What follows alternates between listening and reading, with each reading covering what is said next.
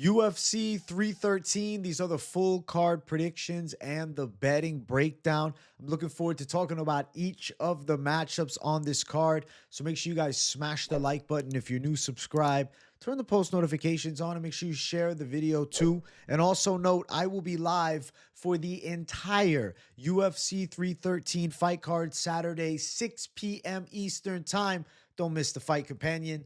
And let's get into the fights. Starting the card off, we have Chris Gutierrez versus John Castañeda. This fight was actually just added several hours ago.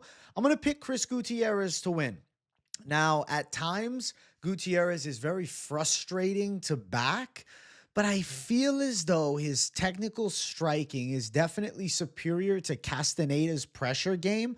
But it's not only that. John Castañeda weighed 140 last week for a fizzled fight that was supposed to take place at UFC Vegas 103 against Douglas Silva de Andrade. Even though he didn't cut all the way down to 135, I don't love that he cut to 140 last Friday. And now this week, he's actually cutting all the way down because this is a bantamweight fight. So maybe 136. I feel like this is a dangerous short notice chance for Castañeda. It's definitely a fight that moves him up the ranks. It's a bigger fight than the Douglas Silva de Andrade one. But I feel like Gutierrez's technical striking has similarities to Daniel Marcos, who actually beat John Castañeda in the most recent fight Castañeda had. And I just have to favor the technician. Though Chris Gutierrez's decision-making at times is flawed, wrestling is okay. I did not love this performance against Quang Lee, who came in and, I don't know, made a decent little short notice splash for himself. But ultimately, Gutierrez still handled it and pulled off the victory. I'm not super sold on Castañeda's chance to wrestle in this fight. So if I have a striking matchup between the two, I think Chris Gutierrez is the sharper blade, the technically more sound striker. Now, he is going to have a disadvantage in the reach by what? 4 inches? But somehow 3 inches taller. T-Rex arms Gutierrez. Ultimately, though, it's more the legs that I view as a big positive for Chris Gutierrez. He attacks the calves really nicely, okay? He's got one of the better leg kicking games, I would say, in the UFC bantamweight division. And I feel like he can chop up the legs of the, now I guess technically short notice John Castañeda, but a guy who definitely had a camp. This is going to be a really interesting matchup. I just favor Gutierrez's technicality over Castañeda's dog pressure. I was picking Castañeda against Douglas Silva de Andrade, but that's a different fight. Now, I have yet to find odds for this matchup pre-recording, but I will look one final time because I am curious myself. If there's a possibility that we get some betting lines out, that would probably be nice, but I have not seen a thing. Okay, well, correction. Fight taking place at 145 pounds. Just saw this listed. So this is actually a mismark by Tapology. Lucky I looked this up right now. Fights at 145. Does that change things? Gutierrez is still a technician, though.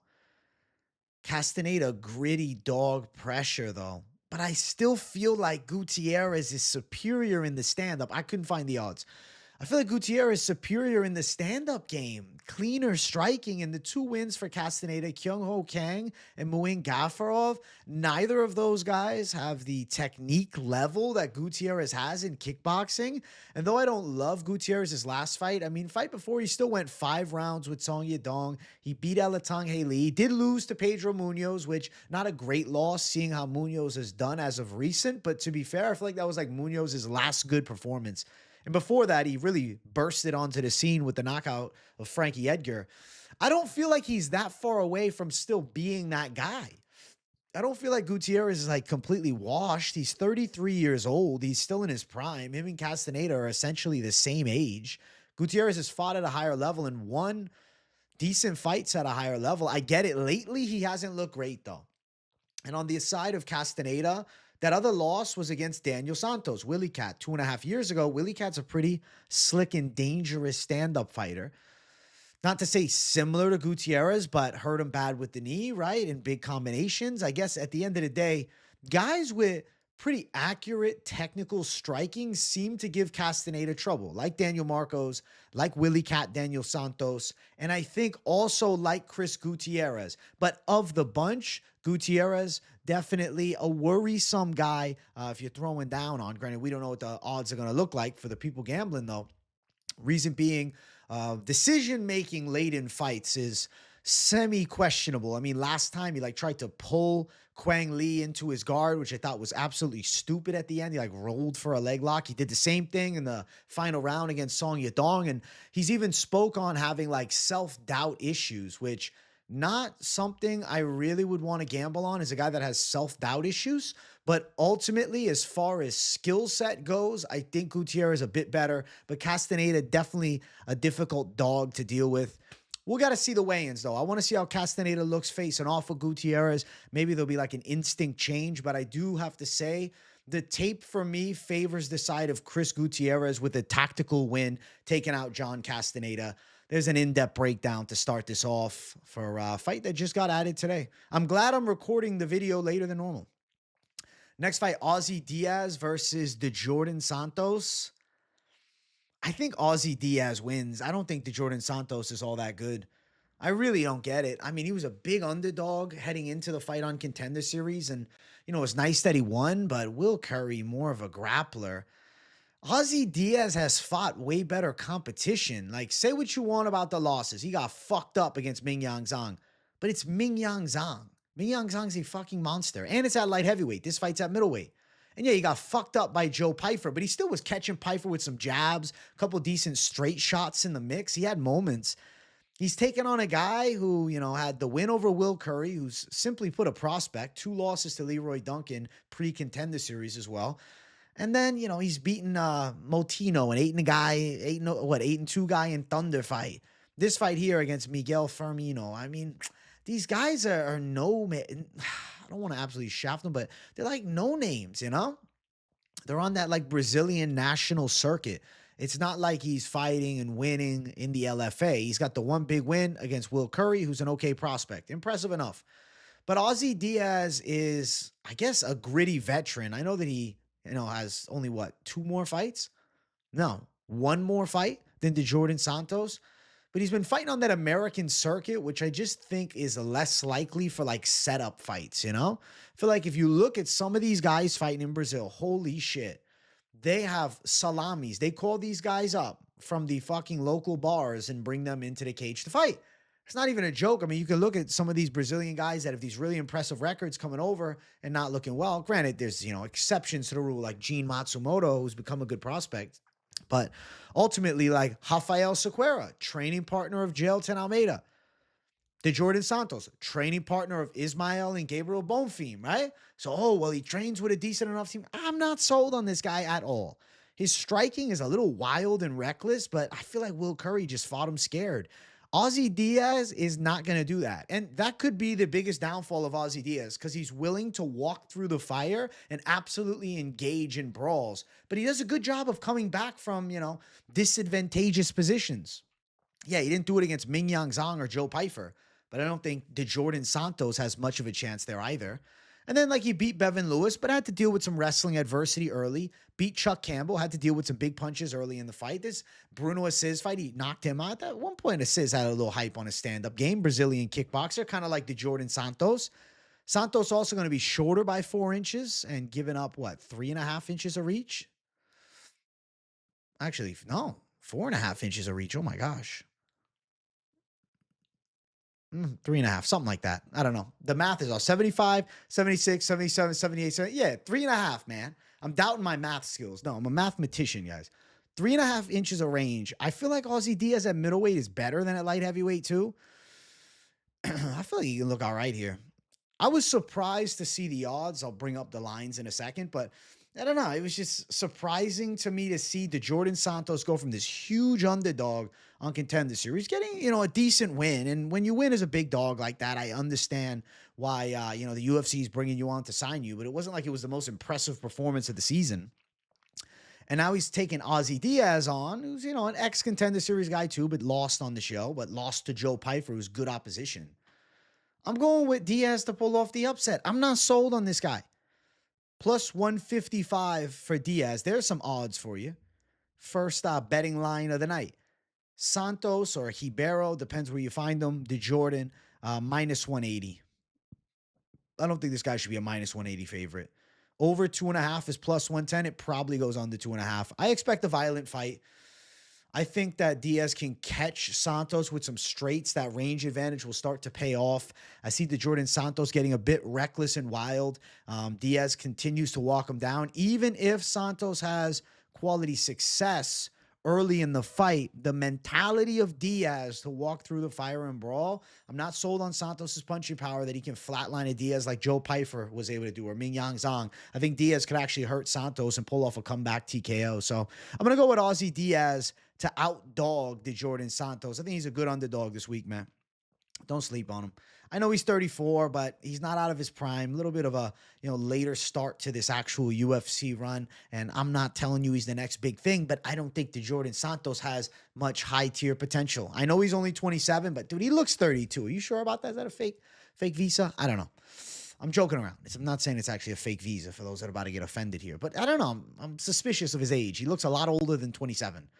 Ozzy Diaz to pull off the upset. That sounds about right. Let's keep running. Next fight on the card, Mairon Santos versus Francis Marshall. Bro, the Brazilians are going to hate me after today. I am picking Francis Marshall to beat Mairon Santos.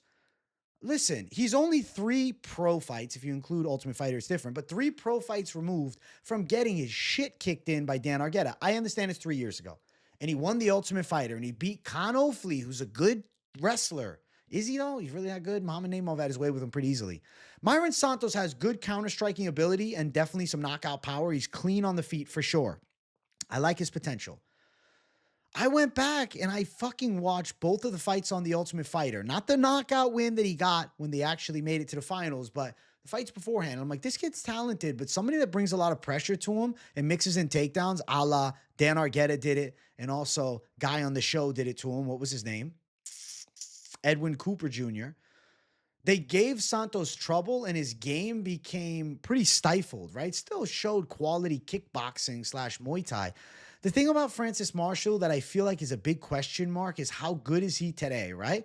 He fought 6 months ago against Dennis Bazooka. Yeah, it was a fairly competitive fight. He had big moments hurting Bazooka, and people will judge him from that fight and say, okay, well, Mairon Santos should have his way with him. He took that fight on a fucking week's notice? Less? Took that fight on less than a week's notice, up in weight.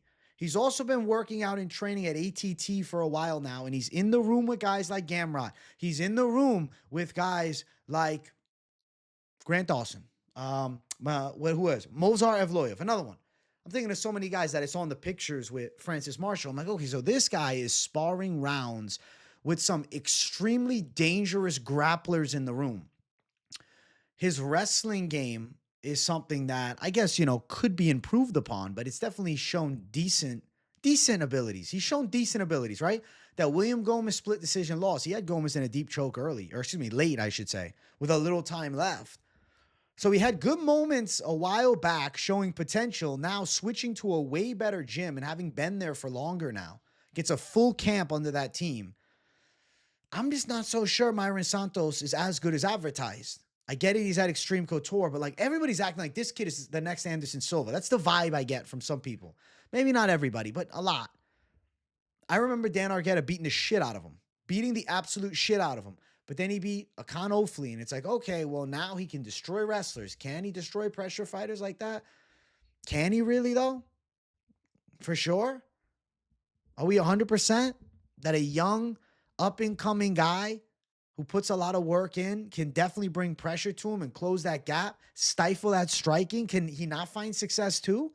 Santos is not going to have a range advantage here.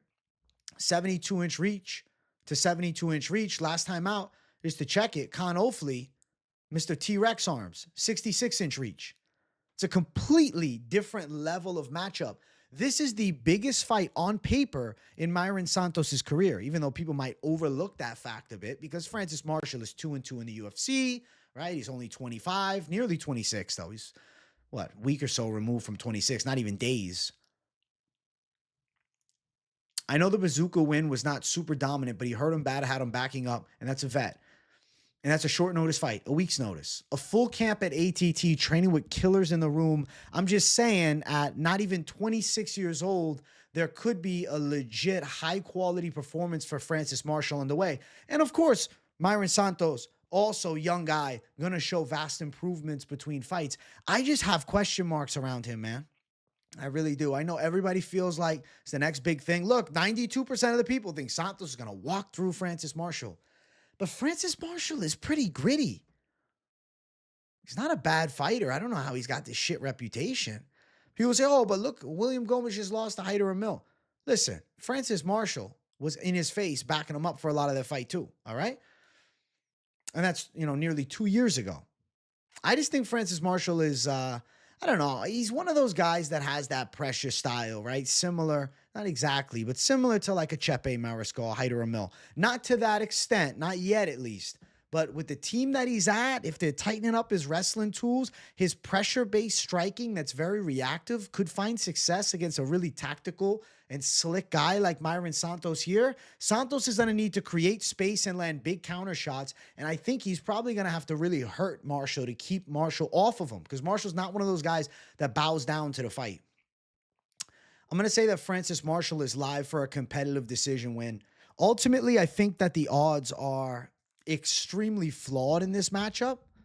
I think Francis Marshall, he could be a plus 150 underdog, but at the line I'm seeing here, this is crazy to me. Right now, Marshall is plus 285. They're not taking this fight to lose, man. I feel like he's in the room with killers a lot. And I know Extreme Couture is a good team, but I just feel like the wrestling caliber in that ATT training room these days is a fucking nightmare. And I can't imagine that you train there for like a year and then put in a full camp there and you don't look sensational. I mean, a week's notice to go out and beat Dennis Bazooka. Say what you want about Dennis Bazooka. He's in the fucking UFC to do it and, do it up in weight. I think it's impressive. And I think Marshall's got some potential. And I don't know, man. A tactician like Santos, I can see him outdogged late. Gives up a takedown or two, right? I'm not saying that he's going to lose every exchange. I just think that Francis Marshall can win this thing on a competitive decision. And the odds are crazy to me. Minus 350 for Santos, plus 285 for Marshall. Listen, Santos has good timing. Santos has incredible, knockout potential with the way that he made Khan Ofli look. But recognize Khan Ofli as fucking T-Rex arms. He's got a 66-inch reach, and he's no striker, and he's an aged prospect, okay? Recognize that he's taking on a dangerous up-and-comer that's looking to turn this dream into reality too, just like him. I don't think Marshall's laying down easy. I think he brings the fucking thunder. So I'm going to say Francis Marshall live to win, plus 300. I'm curious what that spread looks like too. Santos minus 365, over 2.5 is live at minus 150. I think that the side of Francis Marshall is being overlooked, but ultimately we're going to find out when the cage door closes. 4 UFC fights to 1. Say what you want. Oh, well, he fought in the Ultimate Fighter. Those are not UFC fights. They're Ultimate Fighter matchups. And he almost lost in that first one. He was real close to that kid, that wrestling savage. I think that Francis Marshall can mix in some takedowns. Maybe he channels a little inner Dan Argueta from this fight, because Argueta beat the shit out of Mairon Santos. And I'm just not ready to believe that Santos isn't still that same guy. So we'll go Francis Marshall for the W in upset fashion over Mairon Santos with odds that are crazy. Let's keep running. Next fight on the card, we got Alex Morono versus Carlos Leal. I got to pick Carlos Leal. I don't want to. Not because I'm fading Brazilian fighters intentionally here. It's just, it's just happening to be that way. No, it's because Alex Morono is such a big underdog, and he just shouldn't be. Carlos Leal is not that fucking good. He was in a close back and forth with Fakhretdinov, and I get it, Fakhretdinov is strong, but no, he's not that good either. He's overrated. But Alex Morono lost to Nico fucking Price, so I can't do that. I can't, okay?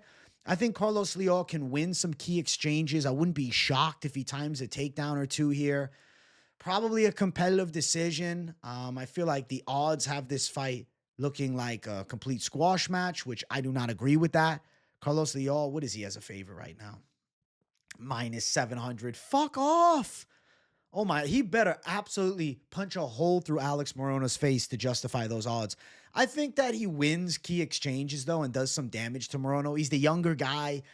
He's good. He fought at a high level in PFL. He's got a very in-your-face style, a well-versed game. His accuracy is high. I'm sure he'll catch Morono with some good punches. I definitely think he's going to win the fight, but a fucking complete washout. I still got some respect for Morono. His durability is normally pretty solid. I think Leal could hurt him, but I don't know if he puts him away. I'll say Leal takes it on the cards. He's in Morono's face for a lot of it. Straight shots will get through. Morono likes to loop a lot of punches. The way Leal pressures, I can see Leal getting the better of exchanges against him, but also getting caught a bit too. But Morono doesn't have big power. He's not heavy-handed, man. And, I mean, Ponzinibbio did also knock him out in that third round. A fight he was looking good in early, but when you look at his wins, like Court McGee, aged veteran, right? Tim Means, aged veteran. Carlos Leal, debut loss by controversial decision to Fakhretdinov.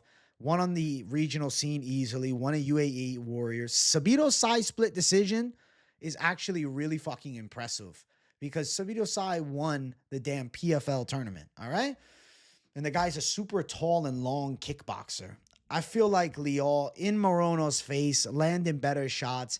Good fight, too. I definitely think it's going to be entertaining. I'll say he takes it. Live to win every round. Could potentially clean Morono's chin. We've seen Morono put out a few times, but normally he's pretty durable.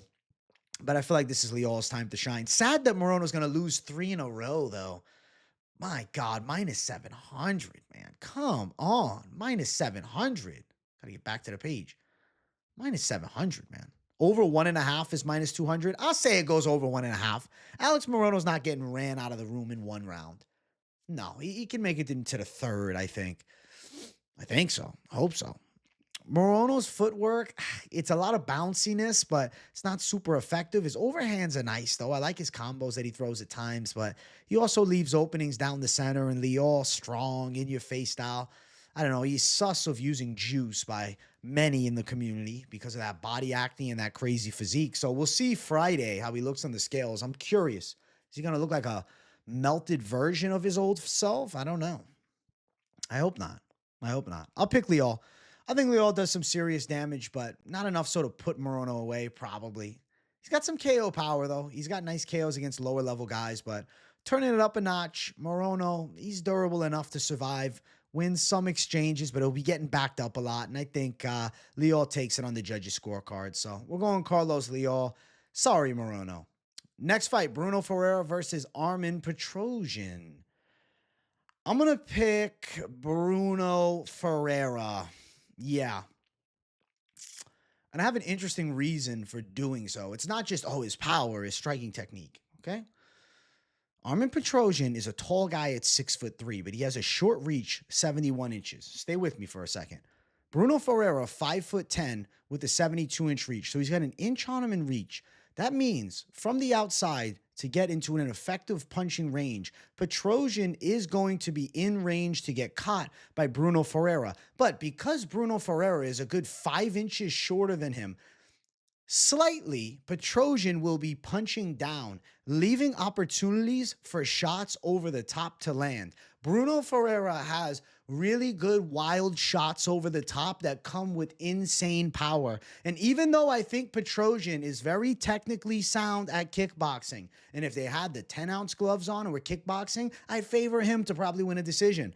But because we're fighting in the cage with the 4-ounce gloves, the margin of error is so fucking small that I think it's almost unavoidable that Petrosyan is getting caught with a bomb. Add on top of that fact, Petrosyan was knocked out in his last fight against Sharabullet, though it was an absolutely sensational spinning back fist, double spin back fist. I think he could get caught in a dirty fight with Ferreira. Ferreira's good at making fights ugly. Hurt Abus Magomedov bad in that last fight.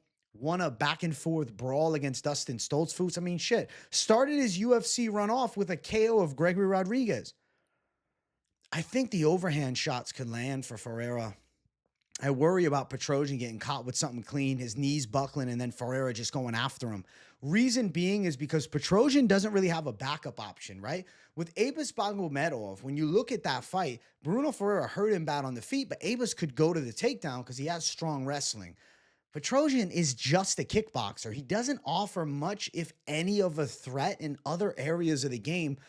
I don't think that gives him any backup options. So therefore, he needs to absolutely outstrike Bruno Ferreira to a dominant margin where Ferreira is either really worried about the counters coming back, that he limits the chaotic shots, or potentially he's just hurt and beaten down and finished off, that he doesn't get the opportunity to throw those types of punches.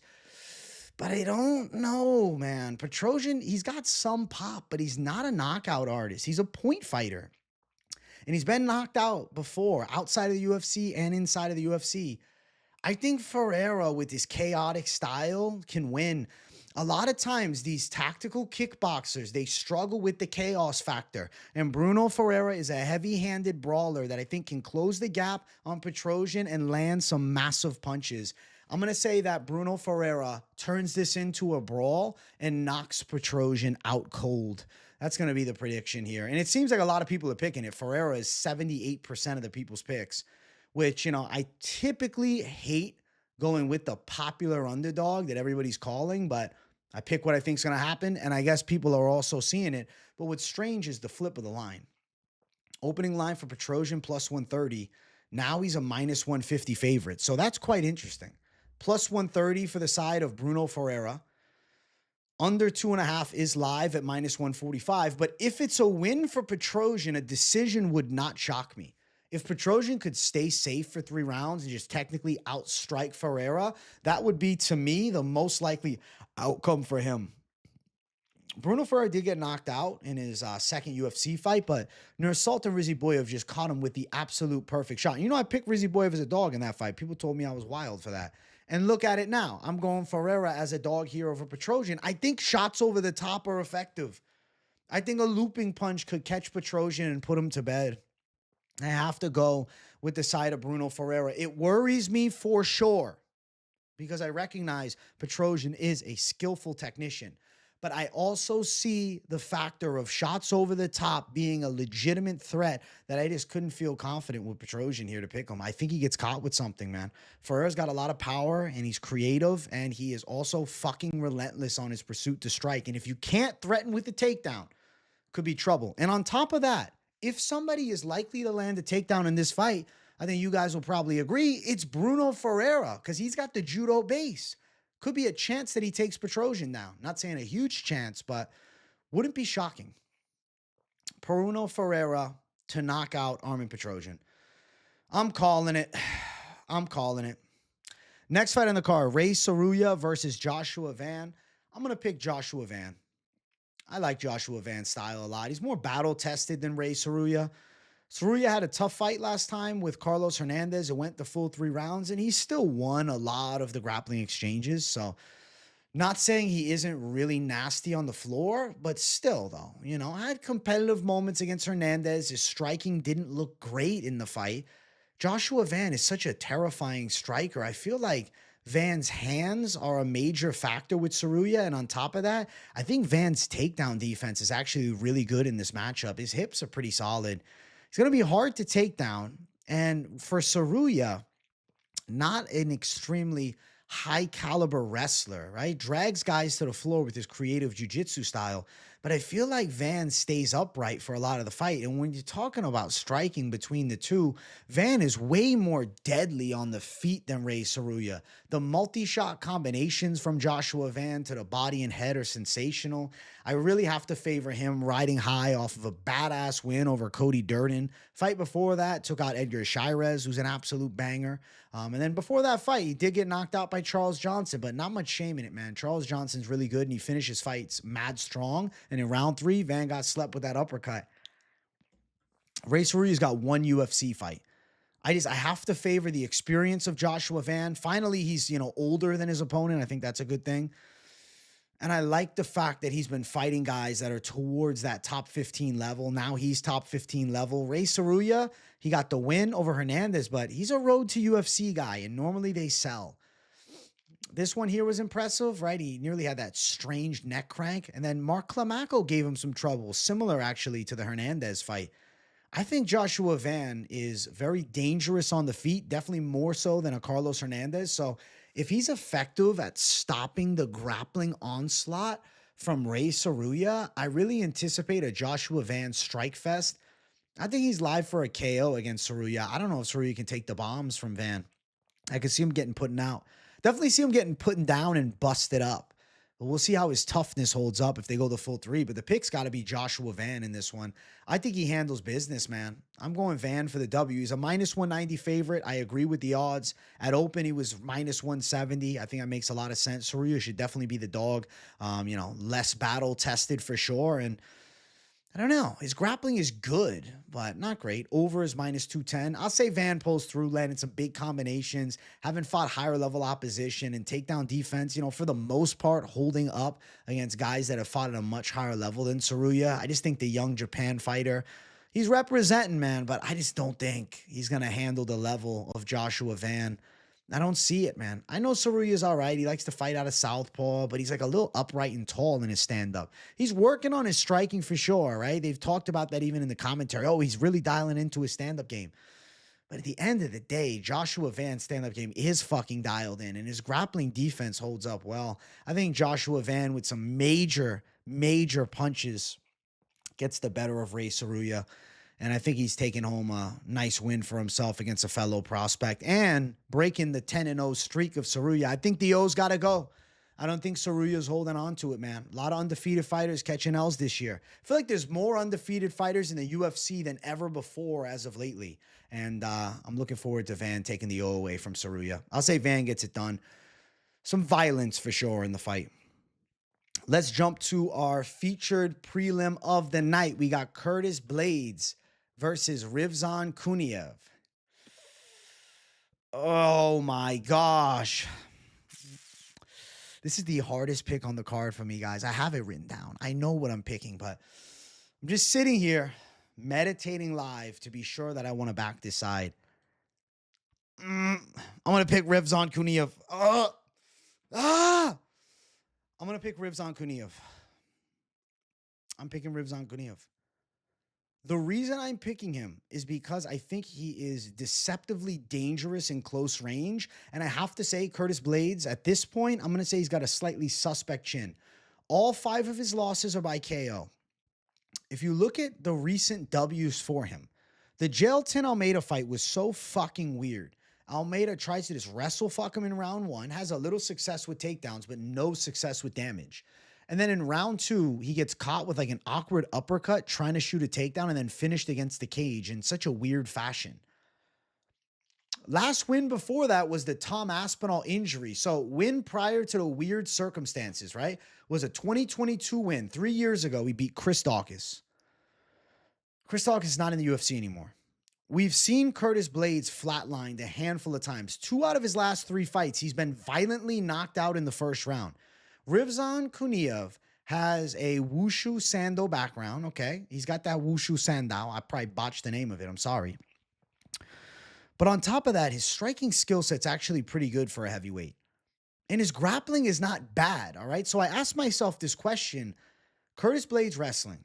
Does he land takedowns in this fight? I feel as though Blaydes doesn't have the shot speed to take down Kuniev. And if he does, it would be in the later stages of the fight. I feel like Curtis Blaydes, I don't know, man. His wrestling's a tad bit overrated. Like, yeah, he's taking down Jairzinho Rozenstruik, but Rozenstruik is really not good with his takedown defense. Kuniev definitely better at takedown defense. On top of that, he actually trains with Rozenstruik and King Mo, right? That ATT heavyweight squad. I feel like Kuniev can stand up to the takedowns. And when I look at the stand-up game, striking-wise, I'd say Blaydes is better from distance. He's got good 1-2s down the center. But Kuniev does a good job of closing distance. Rather wild at times, I will say. There was moments against Renan Ferreira where he looked like a fucking madman. He was even mounted in that fight. So definitely nerve-wracking moments for him. Definitely a dangerous heavyweight fight to like confidently go towards. But I think Kuniev could catch Blaydes with an elbow in close or a knee to the body, like weird strikes on the inside. Blaydes is most likely unsuccessful trying to wrestle fuck the Dagestan fighter. So when we're in a striking fight, Blaydes from long range, yes, he is better than Kuniev. But Kuniev does a good job of closing that gap. And I can't rely on Blaydes' chin in a striking fight against a guy that has some knockout ability.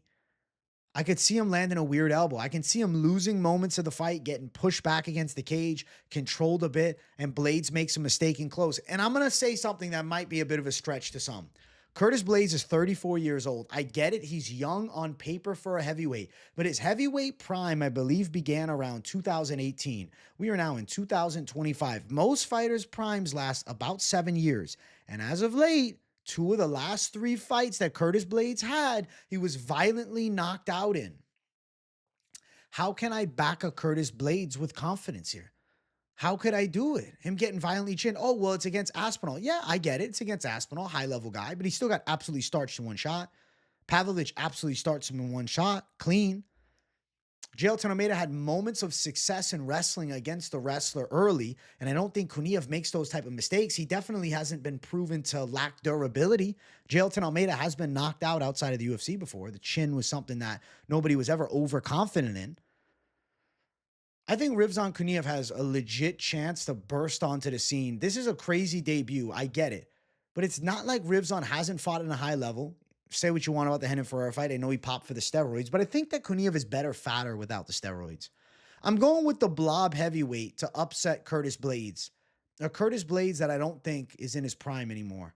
Whereas I think Kuniev is in his prime. Blaydes consistently has almost gotten to that level and taken the loss as soon as that turn of competition is up. But also Derek Lewis caught him with a perfect shot in the feet and flatlined him. I think Rizvan Kuniev could pull through, man. I do. I like the elbows on the inside. If you watch his close range fighting, that is a factor against the Curtis Blaydes. A clean elbow lands flush on the chin. Blaydes is wobbled. Kuniev attacks and swarms and TKOs him. Blaydes is winning early, landing good shots. Kuniev needs one big punch. I don't feel confident in Blaydes' chin, but I do feel confident in the Dagestan fighter's chin. I do. I think Kuniev can eat some big shots.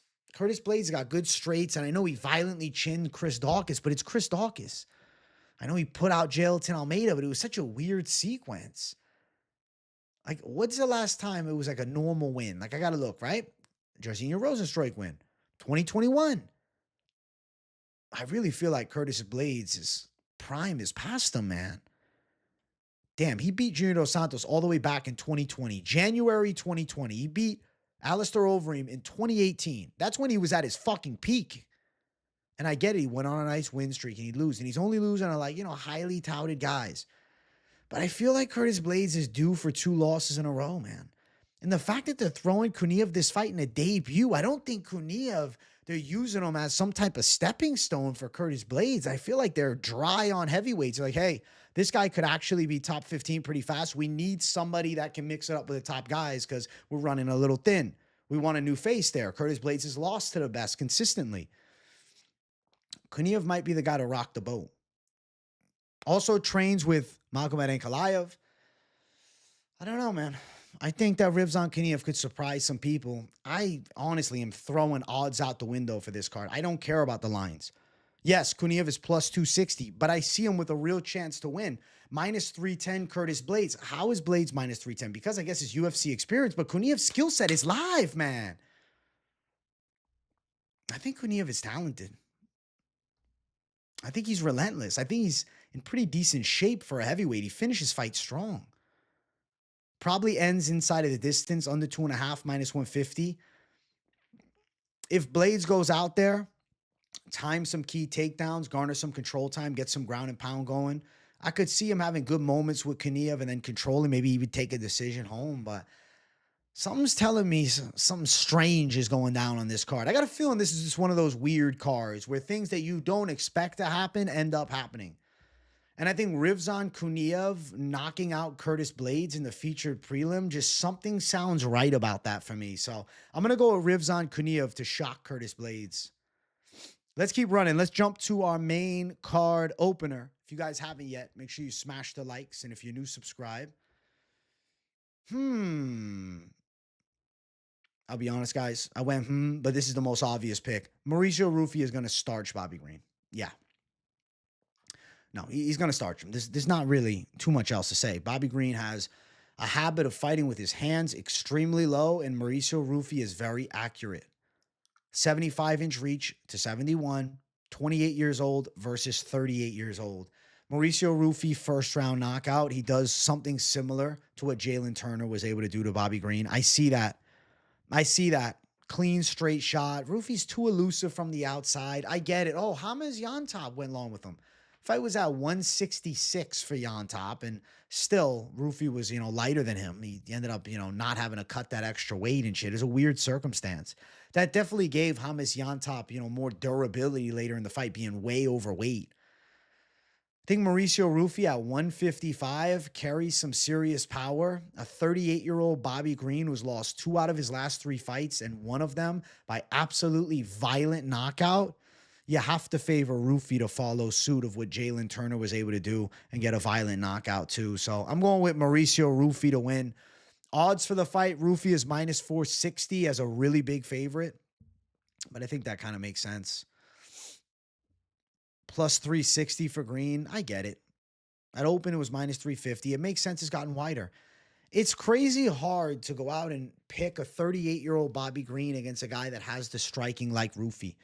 Regardless of maybe a letdown performance, you could say, as he took on, Hamas Yantop, I still think that this fight falls right into his hands with the way Bobby Green keeps the hands low and the fact that Jalin Turner violently chinned him and hit him with an insane amount of post-knockout damage. I got to favor the Fighting Nerds, man. I'll throw the shades on for him. I meant to throw them on already. I'm going with another Fighting Nerds guy. I can't pick against Fighting Nerds right now for the most part. If they're like the true staple Fighting Nerds guys, not like a, sub-in Fighting Nerds guy that just, transferred to that team like Ricardo Ramos, you have to go with Fighting Nerds right now until something changes. Because I think Mauricio Ruffy finds a clean shot. His nickname is One Shot. I see one shot. I see one shot from Mauricio Ruffy, and I see Bobby Green flat out, either straight on his back or straight on his belly. I just don't think his chin can hold against like a hungry up-and-coming guy. And I think Mauricio Ruffy is pretty talented. Developing skill set for sure, but high caliber striking, not much risk of grappling in this fight. The way that Bobby Green likes to fight with the hands low, I think he gets hit. He's not going to have the reflexes to stop that straight. He's 38. He hasn't fought in a little bit, 7 months. Paddy Pimblett quickly subbed him. I mean, the Jim Miller win was impressive, but Miller's in his 40s. Grant Dawson win was badass. It was lightning quick. It was the perfect shot. Tony Ferguson win. I mean, it's Tony Ferguson a year and a half ago. That Jalin Turner loss, though. That Jalin Turner loss sits in my mind forever. That was just a violent KO. I think Ruffy can knock him out violently, too. I'm going to say Mauricio Ruffy handles Bobby Green within the first 4 minutes. I'm going to say first round knockout is like a real Mystic Mac call. But I really think he can catch Green with a straight punch pretty quick. That length advantage for him, his accuracy seems really nice. Yeah, man. Bobby Green's defense is not great. He relies on his reflexes a lot. And you know this if you watch the fight game long enough. As fighters hit 37, 38, those reflexes slow. And we've already seen a sign of it with the Jalin Turner fight. And that was over a year ago. And now against Mauricio Ruffy, a pretty damn dangerous striker who's known for the knockout. Fuck's sake, the nickname is One Shot, and he's a Fighting Nerds guy. You're going Mauricio Ruffy first round KO. He's going to knock him out. He catches King Green, and definitely some hype will be back on his name if he goes out and starches Green in the way that I'm seeing it. Next fight on the card, Amanda Lemos versus Iasmin Lucindo. I think Iasmin Lucindo wins a really close fight. I just can't bring myself to pick the 37-year-old Lemos over Lucindo, who also trains with Lemos' most recent opponent in Jandaroba. So Lucindo's team knows what Lemos brings to the table. The striking skill set of Lemos is super slick, though. I have to say, as far as like ladies stand-up game goes, she's definitely in the higher tier, especially at this weight class, 115. Slick stand-up game, nasty kicks, has some power for sure, but she's taking on a girl that has a lot of upside right now. Very good pressure, very good punch combinations in close. Doesn't have the same power per se of Lemos, but definitely has good ferocity on her strikes. On top of it, if you look at the grappling, Lemos, like she's got the ghillie chance. That's her best submission. But as far as takedowns, I think Lucindo has a good chance to time some takedowns here. And I see the takedowns being a key to victory. If Lucindo can contain the beast of Lemos, then I really think she can go out there and win. Last time, the Marina Rodriguez fight, ended up being a split decision. It was competitive. Rodriguez had good striking moments, but Lucindo was landing key takedowns in the fight.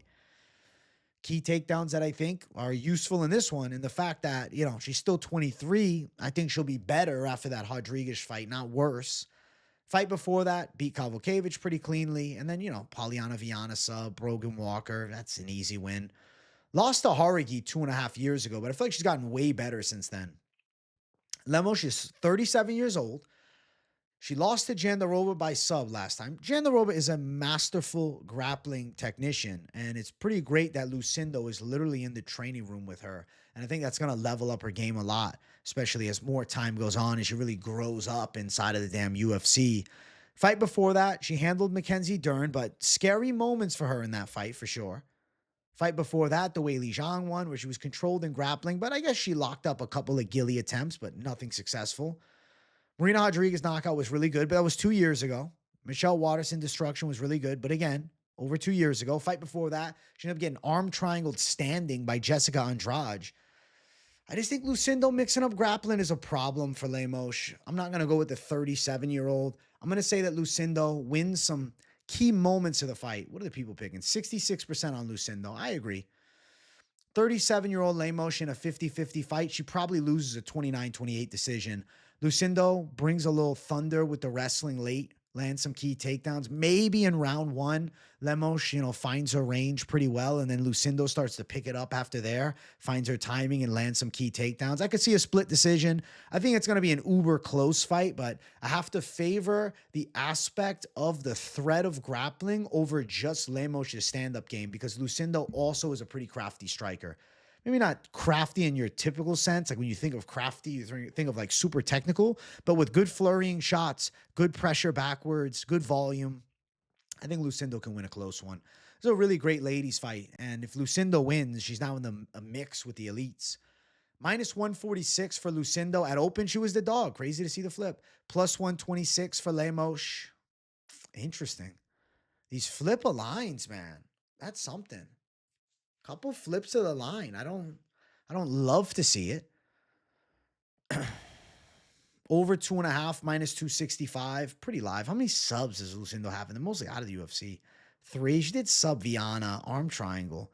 Arm triangle against Viana. Lemos losing by arm triangle standing to Jessica Andrade. Watch out for the arm triangle here. That might be Lucindo's tactic. I think it's a coin flip fight. I mean, if you're betting on it with like high amounts of cash, I wish you nothing but the best. But ultimately, how I see this is like, can Lucindo pass the ultimate gatekeeper test? The girl that really gatekeeps the top 5. That's what Lemos is. She's 37. Is she better than her last fight? Probably not. Is she as good? Maybe. Is she worse? Maybe too. I will guarantee you Lucindo's better than her last fight. I'm going to pick Lucindo to pull through. I'll go with her to win. I'm going with the younger fighter over Lemos. So Lucindo, competitive fight, but I think she should get her hand raised. Next fight on the card, Jalin Turner versus Ignacio Bahamondes. Another nail biter. Oh, my. Oh, my. I got to pop his in for this one, chat. All right. I am going to pick Jalin Turner because I just can't bring myself to pick Ignacio Bahamondes when a year and a half ago he was losing pretty handily to Ludovic Klein. I just can't. I can't do it. I know Ludovic's decent, but that Roosevelt Robert fight's like made me really doubt Ludovic. I won't lie to you. Jalin Turner has elusive striking. He had a back and forth war with Dan Hooker. I mean, if you look at the resume, it's pretty damn impressive for Jalin Turner. You look at his last fight. Yes, a loss 10 months ago to Money Moicano. Striking in that fight early, though, he badly dropped Moicano. Ultimately, he doesn't follow up with ground and pound, ends up losing the fight by ground and pound because he chose to try and get a walk-off KO. Very head-scratching decision-making there. Fight before that, he looked like he nearly killed Bobby Green, who was also on this main card. Fight before that was a war with Dan Hooker. Fight before that, a competitive back-and-forth battle with Mateusz Gamrot. And fight before that, he handled Brad Riddell. He's not even 30 yet. And he's fought at a really high level. And though he hasn't gotten the victories against the top caliber, he's had time inside the cage with them and success he's found in those fights. In all of the fights that I've listed as losses, there have been successful moments for Jalin Turner. Ignacio Bahamondes, he got a big win against Manuel Torres, but Torres, another prospect. Torres got frustrated after getting caught clean and just reverted to a brawling tactic because he's not used to having to adapt his game due to adversity. He's never been at that point. Fight before that, knocked out Yagos, 2 badass knockouts in a row. But I won't forget the Ludovic Klein fight.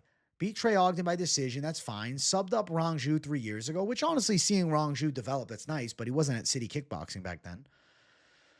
I think Jalin Turner's a little quicker with his hands. I think Bahamondes does have heavier kicks, so watch for the kicks of Bahamondes. I think this is one of those good back and forth striking scraps, but I feel as though Jalin Turner, a bit craftier. I don't know. Something tells me that the high tier experience handles talented, but still developing Ignacio Bahamondes. I'm not sold on him yet. He's 27. He's 2 years younger, right? That's 2 years of less opposition at a high level. Jalin Turner has met those matches that definitely, bring hell to him. But the guy that fucked him up the worst was a grappler. Simply what Ignacio Bahamondes is just not. He's a striker. Jalin Turner is also a kickboxer. And he's a damn quick kickboxer. And he's got knockout power. He's good from the outside. Bahamondes is also good from the outside. To be fair, though, very interesting for both of these men to be taking on somebody that looks them directly eye to eye. These are the 2 tallest lightweights. Obviously, Yoel Alvarez also in the mix. But, Daniel Zellhuber, I think, is actually like only 6'1", but he looks tall. Jalin Turner and Bahamondes in a battle of the skyscrapers at 155. I feel like the battle-tested Jalin Turner pulls through in competitive fashion. Bust up Bahamondes, good back-and-forth moments. And I think that a few significant exchanges will probably be the ultimate difference maker. The bookies got this fight 100% right. Minus 120 Bahamondes, plus 100 Turner. Flip a fucking coin on this fight. It is even odds. Like there's really no favorite, no underdog. This is even. Like, yeah, you can get a little bit of plus on Turner, but, could easily flip the other way. At open, Turner was minus 210. Isn't that something? Wow, people are backing Bahamondes so confidently. As a dog, I don't believe it. He doesn't have a strong wrestling base to exploit Turner there. As far as striking goes, I think Turner matches him with his hand speed. Bahamondes better kicker, but I don't think he's knocking out Turner with a high kick or a switch body kick or chops at his leg and puts him down. I know Turner does got some skinny legs. I just feel like his reads are pretty high level. I think in a tooth and nail back and forth war, I feel like Turner can edge it out by a tad. This is a legit step up in competition for Ignacio, whereas I'm not saying the same for Turner, right? He's been fighting top caliber lightweights for a while now. This right here is the biggest name. This is bigger than a Ludovic Klein fight. This is the biggest name that Bahamondes has ever fought, and this is the highest level that he's ever fought at. And at 27, 2 wins removed from that loss to Ludovic, I'm just not sure he's ready for it just yet. I'm going to say Jalin Turner wins a close back-and-forth war, a nail-biting fight, and one that I definitely think will deliver with mass entertainment. Holy shit, I think this will be a fun fight. So, yeah, give me Jalin Turner to pull through in a competitive one. I think he can beat Bahamondes. Yeah, I think so, man. Even early, Torres was having striking success before, getting a little reckless and wild after getting caught. Turner will stay under his guard and keep it technical. Close 3 rounds. Turner wins some key exchanges, takes home the W. That's the pick. Co-main event of the evening, we got Justin Gaethje versus Rafael Fiziev. Short notice replacement fight. Dan Hooker is out. This is only 3 rounds now. I'm going to pick Justin Gaethje. Yeah, I'm going to go with the highlight. 36, I know. Took a proper rest after that loss to Max Holloway. Okay, that was, over 10 months ago. Gaethje beat Fiziev in a really competitive fight last time. A lot of people argue it was a robbery. It was a good back and forth. Both had significant moments in the fight. I don't think Gaethje is any worse from that fight. I get it. You could say, oh, well, the Max Holloway fight took a lot out of him. Possibility, because that was a super violent knockout. But how much better has Fiziev gotten from that point? He got badly injured a year and a half ago against Gamrot. Hasn't been back since then. Wanted to fight Gamrot in a rematch in February. That fight didn't come to fruition. I think Gaethje can win another nail biter with Fiziev. Competitive like last time. Badass exchanges for both. Gaethje finishes the fight stronger, probably like he does last time out. He landed that late takedown. He busted up Fiziev's eye bad later in the fight. Now, note that Fiziev is younger, but the inactivity, man, a year and a half off, injury that he's coming off of. Gaethje's had 10 months off. I guess it's been a minute, but it's 10 months as opposed to, a year and a half. It's different. It's a bodily injury versus a bad KO loss. I just feel like this fight looks similar to the last time. I feel like Gaethje's still motivated for the high level. I think like people are looking at his loss to Max Holloway and they're like, okay, Gaethje's done. And I'm like, wait a second. Max Holloway is sensational at 155. Max Holloway should have been at 155 for even his fight after the Gaethje fight. I think he made a mistake going down to 45 and fighting Topuria. That weight cut doesn't do him good.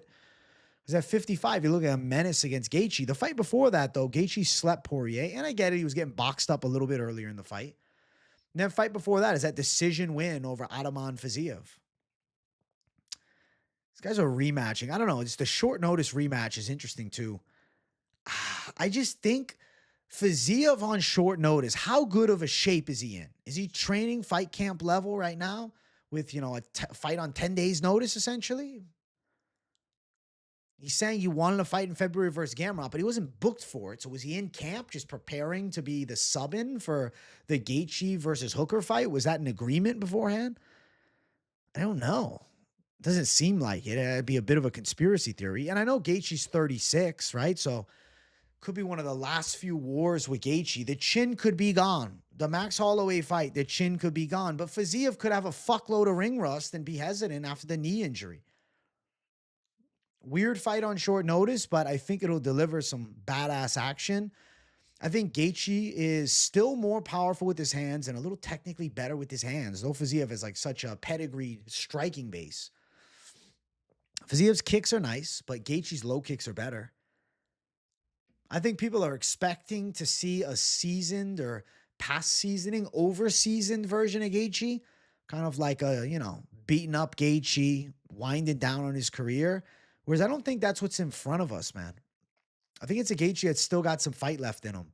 And enough so to beat Rafael Fiziev. Because I don't think in the next fight after the loss to Gaethje for him against Gamrot that in round one he looks so sensational.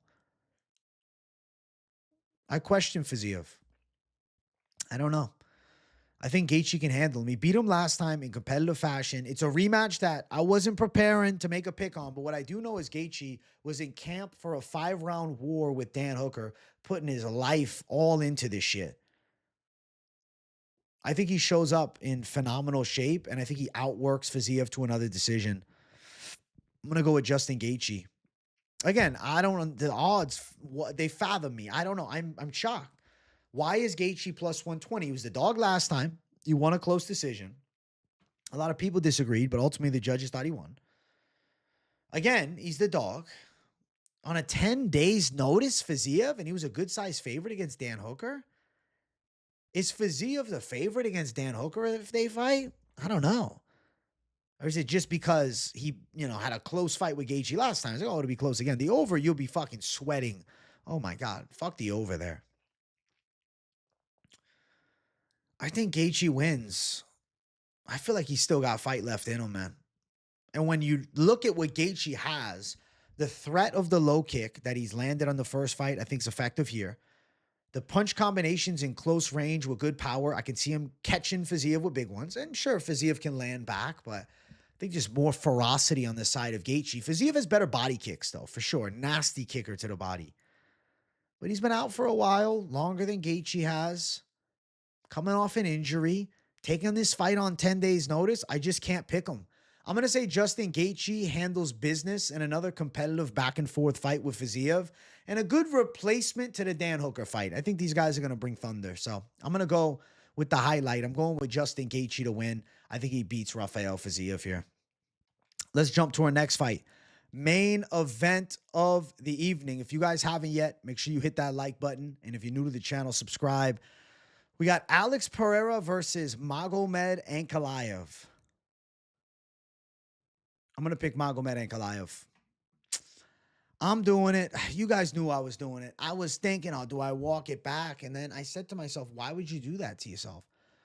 I did the study on it, and my answer is Ankalaev should find counter shots in close range and threaten with takedowns. Ankalaev is fucking dialed in right now. And, you know, say what you want. Oh, well, Pereira's still training. I know he was in Australia recently for an extended period of time. On the road, training is suboptimal. Even, you know, the UFC, I think even guys in the analyst that's talking about, you know, Ankalaev's in the mountains training his ass off. And that's true. He's in Dagestan, absolutely killing it. All he's thinking about is beating Alex Pereira. Alex Pereira, we saw the clip of him like dapping up Drake. And I'm sure Drake is betting on Pereira this weekend. Fuck, you better be sweating if you're going Pereira. Pereira is a hyper elite kickboxer with insane power on his left hook. God tier, okay? Huge combinations in close, dangerous high kicks too. But ultimately, he does leave things to be desired in his defense. I don't think he has high-level defense. I just think he has such terrifying offense that it equals, oh, well, the best defense is a good offense. But against a very tactical and skillful guy like Ankalaev, I don't know if that's necessarily the case because I see Ankalaev catching Pereira in close range. I think he can tie up with Pereira, back him up against the cage, control him. I do believe there's a real possibility that Magomed Ankalaev mixes in wrestling here. I don't think it's just going to be a striking fight. I don't. I think the secret weapon is that Dagestan wrestling base for Ankalaev. Though people will say, oh, well, his takedowns are not that good. Alex Pereira's grappling, the one time, you know, you saw it at light heavyweight, he was getting taken down by Jan Blaydes. And we saw him, you know, look weird on the ground there. I mean, he survived. He was holding on. But does he just hold on as Ankalaev gets on top? And how effective is that? When Ankalaev took when he took Jan Blaydes down, he fucked him up. Magomed Ankalaev's grappling skills are still good, though people are overlooking them. On top of that, he has a good boxing style. Southpaw stance. I do think Pereira is going to look to rip the inside of the calf. Magomed Ankalaev seems to have improved that defense, which was an obvious flaw in his draw to Jan Blaydes years ago now. How many years back? Over 2 years ago? I think Ankalaev closes distance, mixes in takedowns in the face of Alex Pereira, catches him with good shots. I feel like Magomed Ankalaev is live for the TKO. I think he's probably going to end up finishing him, guys. Later stage finish, 3 or 4. I think he can catch Pereira in close range. I know Pereira is this great striker, but I see availabilities to a counter shot for somebody to the tutelage of an Ankalaev level. Yeah, most of the other guys in the weight class, as far as striking, don't have the slickness Ankalaev has. And people will look at the Rakic, right? Oh, well, he only beat Rakic by a decision. Rakic was just trying to survive. Pereira is coming to knock Ankalaev out. And in doing so, right, being as dangerous as Pereira is and how really effective his offense is, I do believe he will look for big shots. I'll guarantee it. And Ankalaev, therefore, could find counter shots that hurt Pereira. We saw Pereira stunned against Khalil Roundtree. Say what you want, Pereira, staph infection, whatnot. I get it. But I also recognize Pereira is 37. Pereira's had a great run at the top, but Magomed Ankalaev is his most difficult fight to date. Don't doubt that for a second. There's a lot of hate towards Ankalaev that exists. And, you know, he's a guy that lately has been significantly doubted by a portion of the fan base because of the rise of Pereira. But this is the fight that I've been hoping we see. But I said it a while ago. I was nervous for Pereira in this fight. As somebody that likes Alex Pereira, I was like, oh, fuck. That's a terrifying matchup. Because Ankalaev could time takedowns, and he can definitely land shots in close. He has power, too. The narrative that he's boring is a false narrative. It's Styles making the fights. What are the people picking? Only 27% on Ankalaev. The masses are going Pereira to chin him. Ankalaev is in amazing physical condition. The one concern, and it's a real one, Ramadan. I understand that it's Ramadan. So right now, Ankalaev is partaking in fasting. He's eating dawn, dusk, right? When the sun goes down, when the sun comes up, you can't eat. You can't eat when the sun comes up. So throughout the day, he's not eating. He's not drinking water either. Definitely could be worrisome for a training camp. But I think Magomed Ankalaev is just mentally built differently, man. I think they're dialed in to the diet when the sun is down and it's not time to fast throughout the day. I'm going to say Magomed Ankalaev becomes the new champ, and nobody wants to hear it. Nobody wants that to happen. I mean, I'm picking it, but like, yeah, of course, Pereira knocking him out would be great for the UFC. You can maybe set up a super fight for him. But all reality to me says that Magomed Ankalaev cannot be overlooked. He's a longtime vet of the UFC at this point. It seemed as though he was on the path to being a champion for a very long time. He's 32, right? 5 years younger than Alex Pereira. Battle tested at a high level. A well-versed game with a lot of tools in the arsenal. As much as we all love Shamma. Listen, it's Ankalaev, man. I'm picking Magomed Ankalaev, and I'm sorry. I am. I'm sorry, guys. I know. It's disappointing. Pereira catching him with the perfect shot, knocking him out. Probably best case scenario for the UFC right now. But it's not about best case scenario for the UFC. It's about what the fuck happens when the highest level of the fighters in the world, the most badass guys at any weight class, but this one, 205, some of the baddest dudes on the fucking planet, throw down. And I think Magomed Ankalaev is a better MMA fighter than Alex Pereira. And I'm picking Magomed Ankalaev. And let's see if Pereira shocks me. But I just see Ankalaev win, and he's a dog too, slight dog, plus 105. At open, it was minus 110. At open, Pereira here was plus 170. And Ankalaev was minus 200. Ain't that something from Bet Online? Wow. I like the odds near even, though. Pereira definitely demands respect, having the power that he does. And if he catches anybody clean on the chin, doesn't matter what weight class, to be fair. Even if it's a heavyweight, they're going out. But Magomed Ankalaev is sound defensively, and he's so dialed in. I can feel it coming on Saturday night. Oh, Lord. The Alex Pereira championship run is saying goodnight. Oh, Lord. I'm not happy about it, man. But I have to call it. Magomed Ankalaev, I want to see the best guy be the champion. If Pereira goes out and beats him, fucking wow. But I just see Magomed Ankalaev as the fucking boogeyman. And I have for a long time. In the back of my mind, I'm like, fuck. Ankalaev is a nightmare matchup for Pereira. I've known this forever, and we all have. Even those picking Pereira, in the back of their mind, they're like, shit. Magomed Ankalaev is good. You look at his worst months. Oh, well, Jan Blachowicz caught him with calf kicks. And then he showed that he kind of got over that weakness in recent fights. Oh, well, he beat Rakic by a decision. And Rakic was running and avoiding exchanges for the fight because he was terrified of the combinations on the inside. Pereira's not going to do that. He's going to come to kill. And in doing so, I think ultimately he's the one that gets put out. Magomed Ankalaev and new champion. Holy shit. The picks for this card blew my mind, and I'm the one making them because there's so many fucking underdogs. I think this is going to be one of those cards that's just madness throughout the whole thing. I think absolutely badass fights, and I think a wild finish here with Ankalaev taking Pereira out at the top and pissing everybody off. I think that, a vast majority of the UFC fans will be pretty devastated. And I understand. I sympathize. And, it'll be sad if Pereira gets put out, but it just seems like it's coming. I just feel it. I feel like Ankalaev is a monsoon. Another champion from Dagestan, 5 years younger. Give me Magomed Ankalaev and new champ. I'm doing it, guys.